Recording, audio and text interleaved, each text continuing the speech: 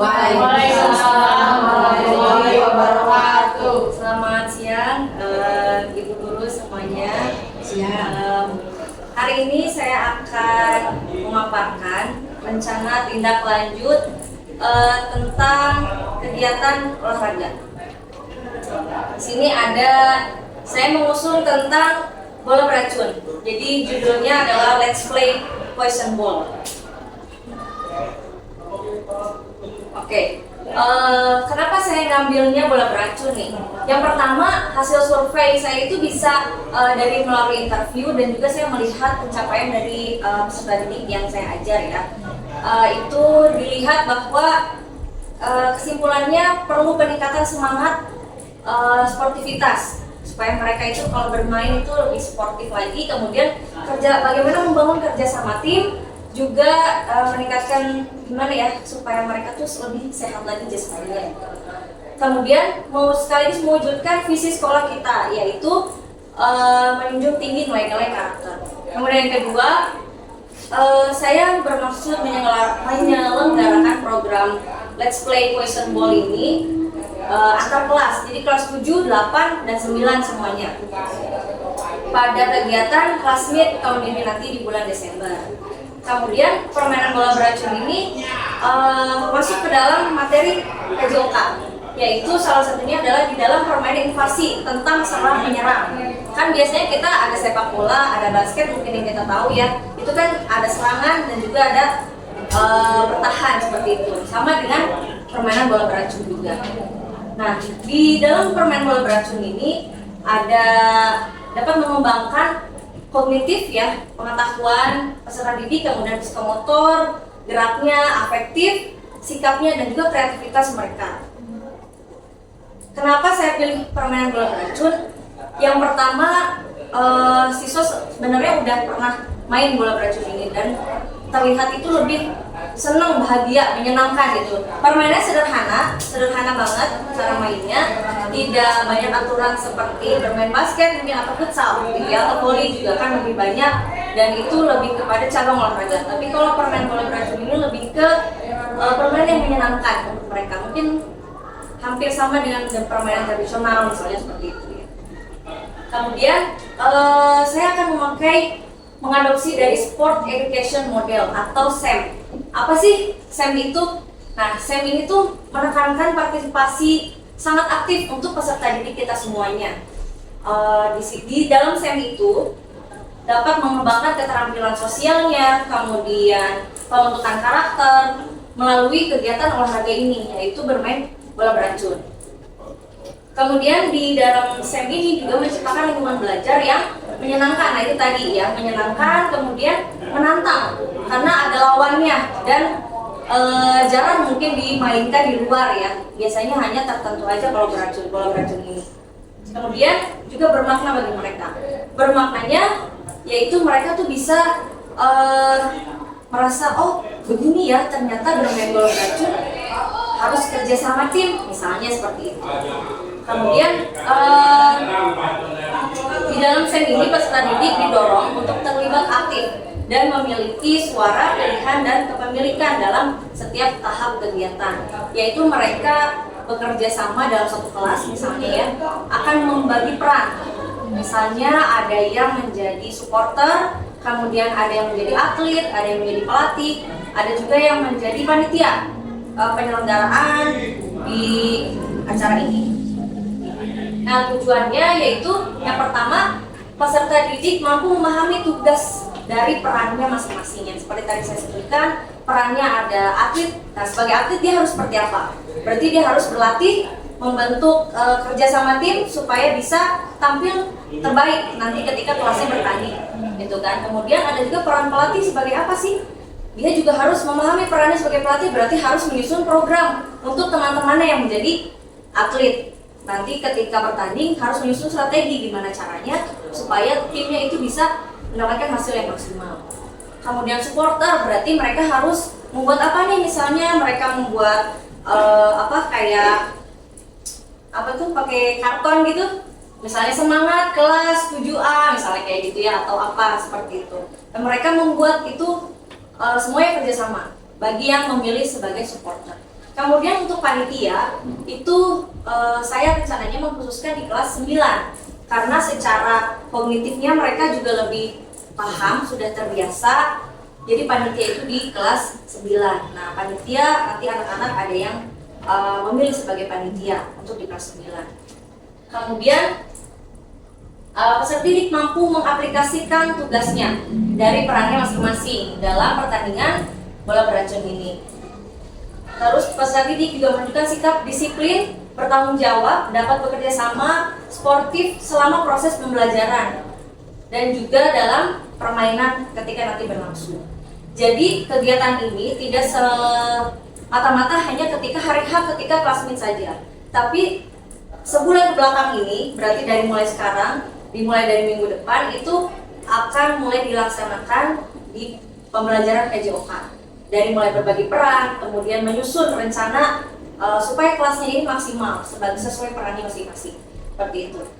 Kemudian memberikan ruang bagi peserta didik untuk menyampaikan ide. Nah, dalam kelas itu menyampaikan ide-idenya, Bu, gimana kalau misalnya saya mau bikinnya posternya digital dari Canva di print misalnya kayak gitu. Itu kan ide juga kan dari siswa kita gitu ya. Kemudian pendapat minat mereka terkait kegiatan. Yang tadi membagi peran itu ya, minatnya mau ke apa. Dan juga merasa memiliki dengan cara bertanggung jawab atas pilihannya masing-masing. Yang memilih jadi atlet, dia bertanggung jawab, berarti harus latihan. Harus bener nih, biar bagus nanti ketika tampil, biar kompak. Seperti itu ya, contohnya. Nah, ini ada capaian, langkah-langkah, dan hasil yang diharapkan untuk setiap tujuannya. Tujuannya di sini ada memperdayakan suara peserta didik. Capaiannya yaitu aktif menyampaikan ide dan pendapat dalam perencanaan kegiatan, berarti ketika pembelajaran ya. Kemudian indikatornya 80% peserta didik itu memberikan masukan dalam diskusi kelompok. Jadi mereka itu intinya berdiskusi ya dalam kelompok ketika pembelajaran. Langkah aksinya menyediakan waktu khusus untuk diskusi kelompok dalam pembelajaran, memfasilitasi penggunaan berbagai media untuk menyampaikan ide, misalnya melalui gambar atau video.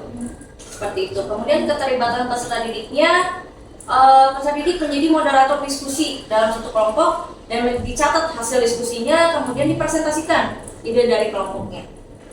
Yang kedua, memberikan pilihan kepada peserta didik.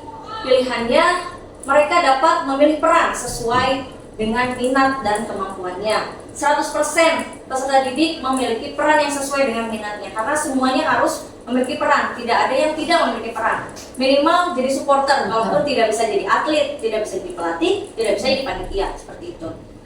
Menyediakan berbagai pilihan peran, misal sebagai panitia tadi ya, wasit, atlet, pelatih. Nah, wasit dan juga panitia itu dikhususkan di kelas 9 karena lebih secara kognitifnya mampu gitu ya, mereka sudah paham. Seperti itu. Memberikan informasi yang cukup tentang setiap pilihannya, informasi perannya harus seperti apa. Peserta didik mengisi formulir pilihan peran, merencanakan kegiatan sesuai perannya, melaksanakan hasil rencana kegiatan sesuai perannya masing-masing. Kemudian memupuk rasa kepemilikan, yaitu tanggung jawab terhadap perannya tadi yang dipilih itu ya. Seperti itu. Minimal 90% terlibat aktif dalam pelaksanaan kegiatan yang direncanakan. Jadi tidak ada yang leha-leha, tidak ada yang diam. Meningkatkan kemampuan pengambilan keputusan peserta didik. Jadi mereka itu dapat secara mandiri atau kelompok dalam konteks kegiatan PJOK ini dia mampu dan berani untuk mengambil keputusan. Harus seperti apa? Ketika jadi wasit, saya harus seperti apa nih? Harus tegas kan? Seperti itu misalnya contohnya. Atau ketika jadi atlet, ketika bermain, kadang kan harus berpikir cepat. Gimana caranya supaya kita bisa menang nih? Strateginya harus seperti apa ketika sedang di lapangan? Begitu. Kemudian mengembangkan keterampilan kognitif dan psikomotor peserta didik. Peserta didik dapat menunjukkan berkembangnya keterampilan dari menyusun strategi, target, dan juga kelincahan. Jadi di permainan bola beracun ini kelincahan yang utama karena dia harus menghindari bola, jadi nggak boleh kena. Targetnya berarti harus kena orang, seperti itu. Kemudian minimal 80% peserta didik berkembang aspek kognitif dan psikomotornya. Menanamkan nilai-nilai sportivitas, kerjasama, tanggung jawab, dan disiplin. Jelas semuanya terangkum dalam satu kegiatan ini. Kemudian struktur program dan mitra dalam komunitas belajar. Program ini merupakan kegiatan kokurikuler di sekolah. Jadi bukan hanya dalam pembelajaran, tapi dia juga penguatan di luarnya itu ketika classmate itu ya. Peserta didik terlibat pada yang terlibat itu fase D kelas 7, 8, dan 9 di SMP Negeri 2 Subang. Kegiatan ini dilaksanakan pada bulan Desember 2024 pada saat classmate yang bertempat di lapangan basket sekolah SMPN 2 Subang. Kepala sekolah sebagai penanggung jawab kegiatan, kemudian koordinator pelaksanaan kegiatan adalah guru PJOK SMPN 2 Subang, kemudian beberapa guru yang terlibat, misalnya ibu guru di sini yang terlibat sekarang nanti akan ikut sebagai pendukung kegiatan ini. Nah, pernyataan tentang kapasitas yang dimiliki kelas atau sekolah kita dan lini masa RTL ini. Yang pertama ada aset manusianya, yaitu kita sebagai guru PJOK ada 4 orang, kemudian guru mapel lainnya yang terlibat yaitu ibu guru di sini semuanya. Peserta didik sebagai pemeran utama yang tadi saya jelaskan itu ya. Aset politiknya itu kepala sekolah sebagai pembuat kebijakan dari kegiatan ini. Fisiknya lapangan basket sekolah dan perlengkapan pertandingan. Ada juga jaringan internet, HP atau laptop untuk mencari informasi. Itu digunakan oleh peserta didik semua. Aset finansialnya berasal dari dana bos prestasi untuk kegiatan keberlangsungan ini ya. Lini masa RTL pertama kita merencanakan RTL-nya, kemudian proses pembelajaran untuk tahap persiapan. Nanti setelah ini saya akan menyusun proses pembelajarannya harus seperti apa.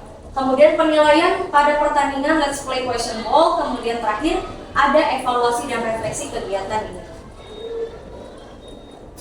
Rencana evaluasi dan pengumpulan data. Untuk evaluasi, saya akan melakukan observasi dan memberikan umpan balik selama proses pembelajaran. Melakukan penilaian sesuai dengan peran masing-masing peserta didik pada saat kegiatan berlangsung, kemudian mengumpulkan umpan balik dari peserta didik dan guru lainnya sebagai bahan refleksi, bisa melalui Google Form misalnya. Melakukan refleksi bersama untuk memperbaiki program di masa mendatang. Mungkin kita akan ada pertemuan berikutnya untuk refleksi ketika nanti sudah selesai kegiatan.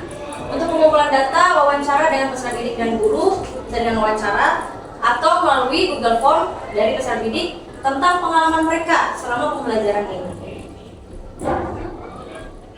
Nah, tantangan apa sih yang sekiranya akan kita hadapi? Yang pertama, antusiasme peserta didik saat mengikuti serangkaian kegiatan dari mulai perencanaan, persiapan, hingga pertandingan. Dan kemudian keterbatasan waktu persiapan karena hari efektif, kita kan sebentar lagi juga mau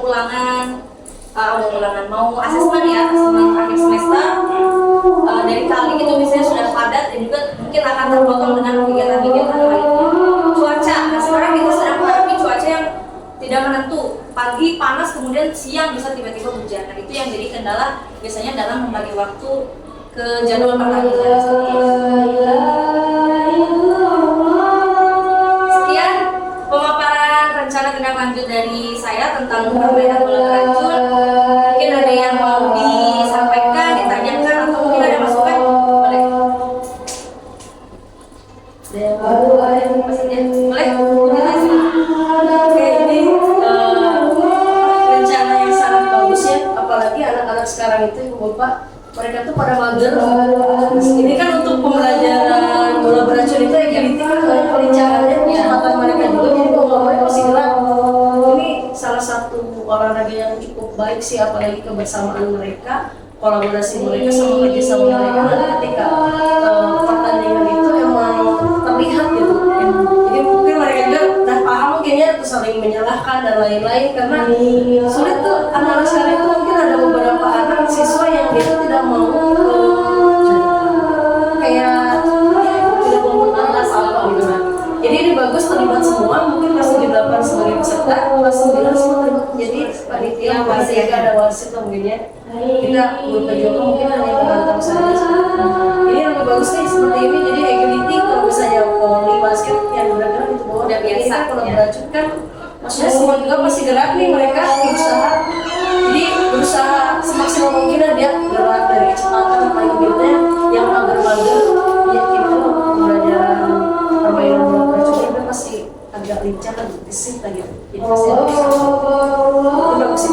Terima kasih Bu Tita atas tanggapannya ya. Mungkin ada dari Ini bertanya, apakah beracun itu mungkin bisa diterapkan ke pelajaran lain? Jadi kan karena PJOK juga gitu ya. Nah, mungkin untuk saya tuh yang guru-guru di luar PJOK mungkin ada ya semacam begini umpamanya untuk seni dia membuat satu pameran. Ya. Ya mungkin bisa seperti itu ya, cuma mungkin judulnya tidak beracun atau mungkin bisa ya. Nah, bisa diterapkan ke guru yang lain. Itu saja. Ya, terima kasih. Terima kasih Bu atas sarannya. Ada lagi? Udah cukup, oke. Terima kasih atas kehadirannya hari ini yang semoga dari rencana lanjut yang saya presentasikan hari ini mungkin bisa bermanfaat selain hanya untuk PJOK tapi juga bisa jadi inspirasi untuk guru mata pelajaran lainnya. Bisa ya kalau di kami itu kan gerak ya, lebih kepada gerak kalau di kami di PJOK, tapi mungkin kalau di pelajaran lain bisa dimodifikasi gitu kan dengan kegiatan yang lainnya. Kita sudah pernah melaksanakan semacam apa ya, dengan menggunakan metode SEM ini untuk support education model ketika P5 kemarin dengan berbagai peran dan semuanya terlibat. Nah, mungkin kita kan baru pertama ketika saat itu, jadi mungkin masih agak rumit ya dan bingung kepada peserta didiknya. Tapi ketika sudah pertama pasti kedua, ketiga dan seterusnya itu pasti akan lebih mulus lagi untuk peserta didik dan sudah paham.